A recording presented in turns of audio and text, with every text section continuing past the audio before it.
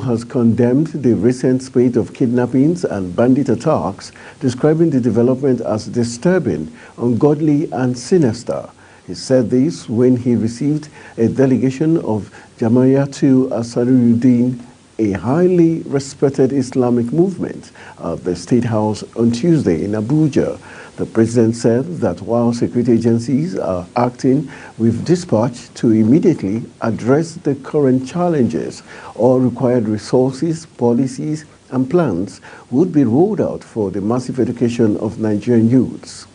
The president also emphasized the need to promote updated knowledge through existing Islamic learning institutions for youth in northern Nigeria to speed up development in the region, Nigeria and Africa, urging Nigerians to embark on special prayers on proper education for youth, stating that kidnapping and banditry are not the way of God and there can be no development without peace. The federal government has pledged to fulfill its agreement with organized labor. The Minister of State for Labor and Employment, Nkiruka Onyeji-Ocha, made this known during a courtesy visit to the office of the Trade Union Congress, TUC, on Wednesday in Abuja.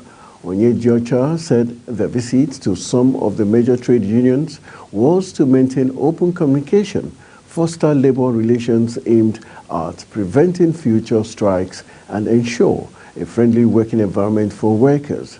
She said that the government appreciates the plight of the trade unions and is ready to partner, but the channels of communication must be kept open. She also said that President Bola Tinubu was focusing on making sure that the issue of a new national minimum wage was addressed.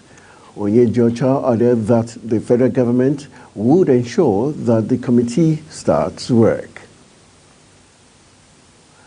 The sum of 5,128,180,623 naira was on Wednesday approved by the federal government for the funding of 185 successful research proposals under the Tertiary Education Trust Fund National Research Fund 2023 grant cycle.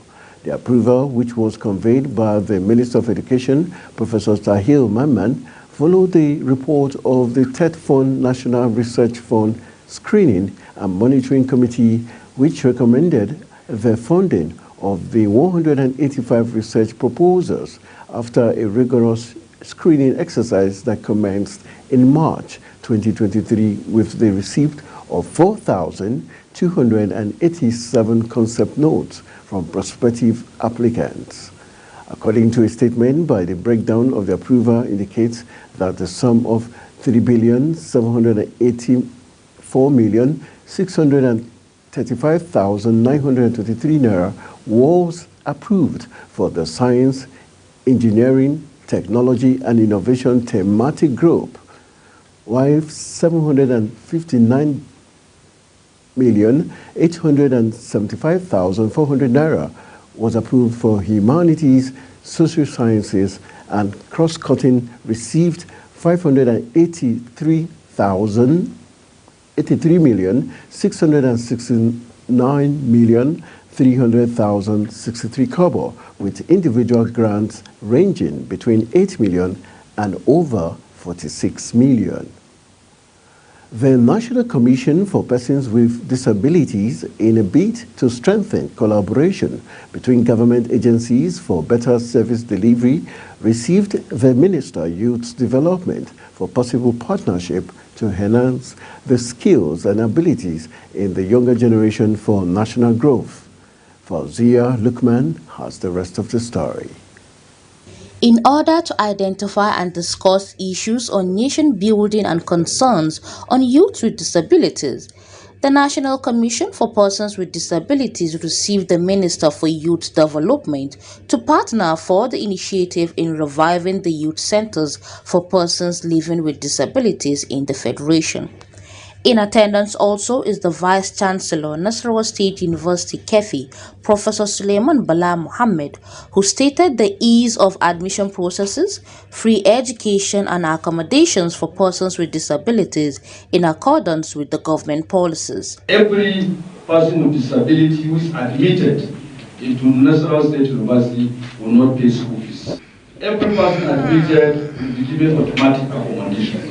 We have also ensured that all our physical structures, the buildings that we construct in the university, are also friendly to persons with disabilities. The Executive Secretary, Dr. James Lalu, in his remarks, said the goal is to create a platform to enhance full implementation of policies and programs for equal rights, while requesting for the establishment of bilateral committee in the ministry. Our goal remains that to create a platform that will enhance the full implementation of policies, support processes, and programs for the recognition and protection of the rights and dignity, accessibility, and equal participation of persons with disabilities in all sectors in Nigeria. Additionally, we understand that the ministry is planning a lot of empowerment and support programs for the youth in Nigeria. We want to passionately request for a 10% allocation of all the programs and projects you will be planning in your ministry for the disability community.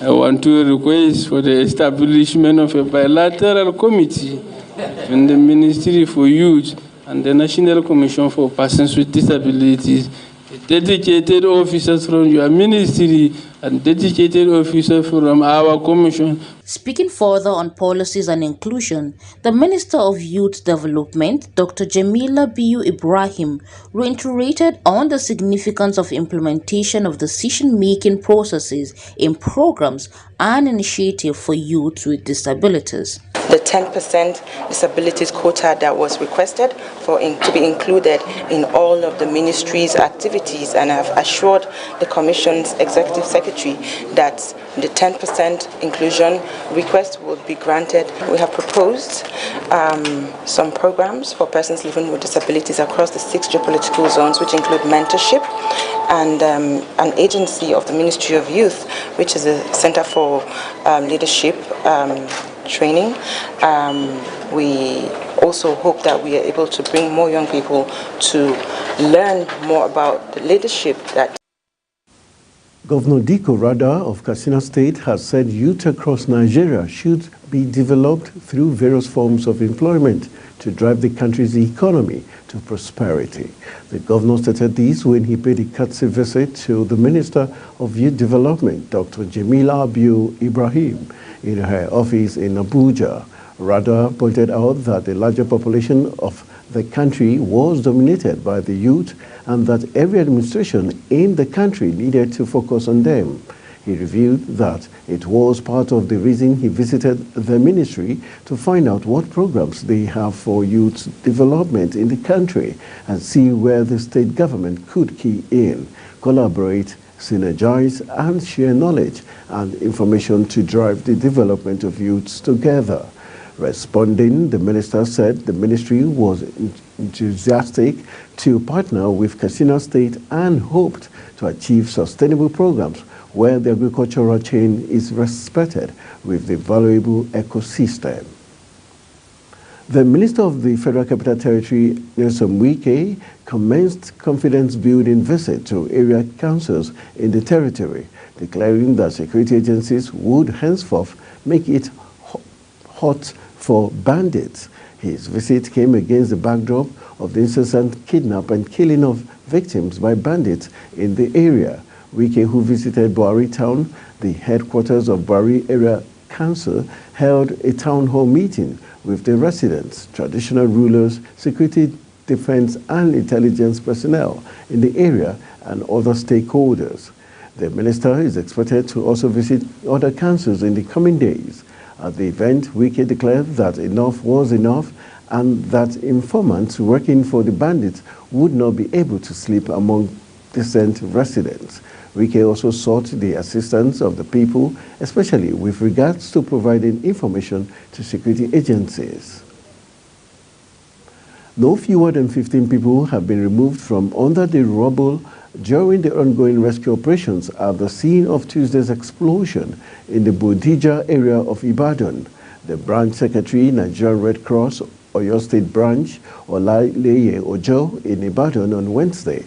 He noted that the operation was jointly carried out by various agencies, including the Red Cross, NEMA, SEMA, and security agencies. Ojo said the rescue operation commenced in the early hours of Wednesday. According to him, the officials have been attending to people and taking them to various hospitals, adding that hospitals have been complying with government's directive to accept victims of the explosion and give them adequate treatment.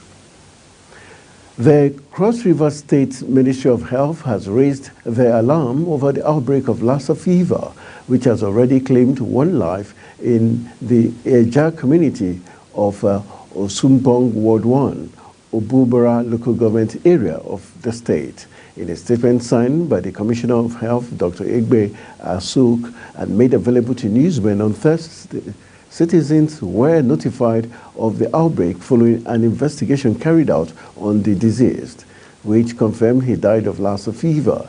The state rapid response team will be going to Obubara on Thursday to join the local government team to ensure contact tracing, line listing, and decontamination of affected premises. The commissioner stated that awareness creation and risk communication, as well as mobilization of Lassa fever commodities and consumables and personal protective equipment to General Hospital Obubara and other locations have been activated. The Federal High Court in Abuja today declared null and void the provisions of the Nigerian Broadcasting Code authorizing the National Broadcasting Commission, NBC, to impose fines on broadcast stations for alleged breaches of the code, as it ruled that administrative and regulatory bodies could not exercise judicial powers. Delivering judgment in a suit instituted by the Media Rights Agenda against NBC following the Commission's imposition of fines of 5 million naira each on a television station and 3 pay TV platforms in 2022 for allegedly undermining Nigeria's national security by broadcasting documentaries on banditry in Nigeria. Justice Rita Ofili Ajubogobia held that the NBC, not being a court of law, acted above its powers by imposing such fines. The judge commended MRA for its legal challenge of the NBC's action and issued an order of perpetual injunction restraining the commission or anyone acting on its behalf from further imposing any fine or any media platform or broadcast station in Nigeria for any alleged offense committed under the Nigerian Broadcasting Code. The Independent National Electoral Commission, INEC, has begun its constitutional responsibility of conducting the verification of the status of the political parties in the country. The Director Election and Party Monitoring, Hawa Habibu, made this known when she led INEC's election and party monitoring team on a visit to the national chairman of the APC, Dr. Abdullahi Ganduje. Habibu said the visit was part of the Commission's annual verification of political parties. The team will go around to verify the offices with forms to give us the structure of the party as to whether the Electoral Act provision of a minimum of 24 members of different states of the Federation and the FCT have been complied. She added that the team would also verify the party's audited account. You're watching Midday News live from Nigeria's capital, Abuja. We're on StarTimes channel 276. Kindly follow us on all social media platforms using @Global TV NG and other handles now showing on your screen. When the Midday News returns, NCC suspends barring of Glo subscribers from calling MTN lines. The news continues shortly with details of these and more stories right after this break. Please stay with us.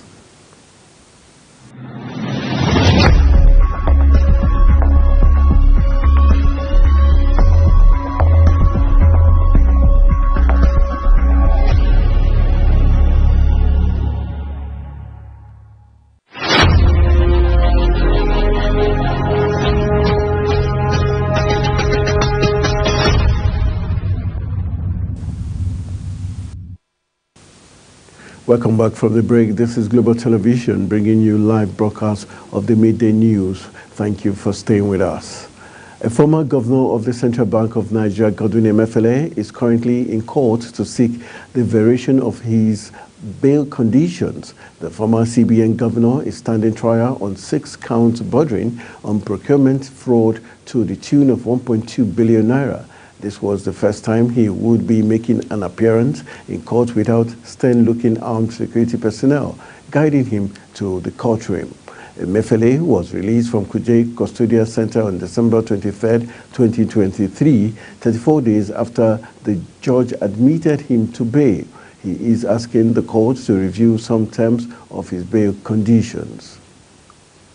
As growing tension is mounting in Nasarawa ahead of the Supreme Court judgment, Nasarawa State Police Commissioner CP Umar Shehu Nadada has ordered proactive deployment of police operatives as well as the vigilante to boundary with the FCT, others even as he harped on the professionalism. CP Umar Shehu Nadada, in a statement signed and issued by the Police Command Public Relations Officer, DSP Raham Namsel, said the deployment becomes necessary in view of the recent security issues being experienced across the state, especially around the border with the FCT and other neighboring states. The statement furthermore declared area commanders New Karo, Kefi, and Nasarawa and all divisional police officers under them to mobilize their personnel and vigilante, partner with the traditional rulers, community leaders, and sister security agencies in order to dominate the areas. The Minister of State for Mines and Steel Development, Oba Megari, has stressed the importance of steel as the backbone of modern infrastructure and industrial development in Nigeria. Megari described the minerals and metals sector as the foundation crucial for economic growth and holistic development in Nigeria. He stated this at the 5th edition of the National Council on Mining and Mineral Resources Development meeting in Ilorin, Kwara State. In a statement by the Ministry's Press and Public Relations Unit, the minister was reported urging stakeholders to be committed to using the sector to help Nigeria prosper and show up the development. He described the conference as a platform for stakeholders to establish strategic partnership and chart a path for advancing economic transformation for the nation via its minerals and metal sector. On the foreign scene, some children with cancer are receiving a new type of drug treatment for less toxic than chemotherapy. Author 11 is one of the first to try it at the London Greater Ormond Street Hospital for his blood cancer. His family called the therapy a little bit of sunshine since it worked without making Arthur feel much sicker. For Arthur, Blina was his only real option after his chemo had failed to clear all of his cancer and had left him very weak.